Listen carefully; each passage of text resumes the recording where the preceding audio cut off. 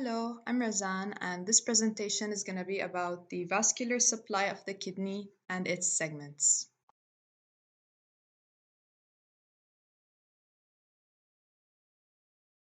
Starting with the arterial supply. Which artery supplies the kidney? The only blood supply to the kidney is by the renal arteries, which are branches of the abdominal aorta, and they leave right under the superior mesenteric artery. Neurovasculature enters through the hilum. In some patients, you can find accessory arteries. If they don't enter through the hilum, they're called aberrant arteries.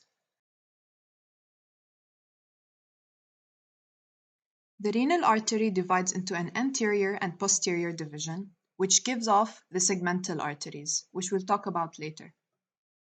The segmental arteries then give off the interlobar arteries, which flow along the sides of the renal pyramids.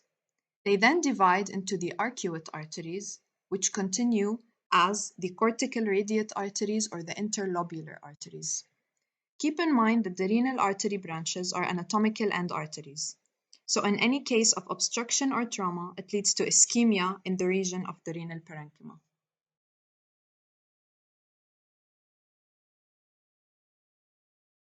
The interlobular artery gives off the afferent arteriole, which goes into the glomerular capillary network in Bowman's capsule. It then continues as the efferent arteriole. The outer two-thirds of the renal cortex, the efferent arterioles, form what is known as the peritubular network, which supplies the nephron tubules with oxygen and nutrients. As for the inner third of the cortex and the medulla, they are supplied by long straight arteries called the vasa recta.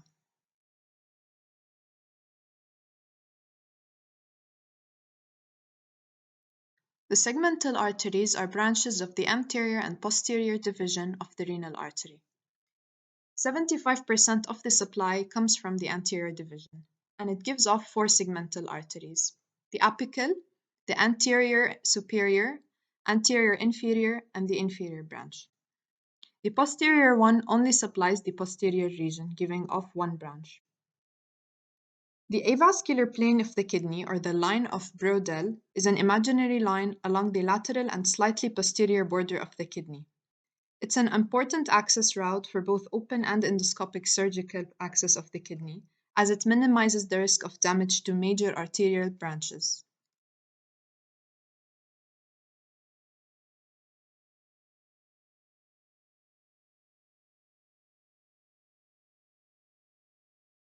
As for the venous drainage of the kidneys, it mostly mirrors the arteries. So it goes as interlobular, arcuate, interlobar, and then into the renal veins, which drain into the vena cava. Unlike the arteries, the tributaries of the renal vein can communicate with each other. The lymph drains into the subcapsular lymphatic plexus, which then drains directly to the lumbar lymph trunks and to the para-aortic nodes, including precaval, lumbar, and postcaval nodes. Thank you for your attention and good luck.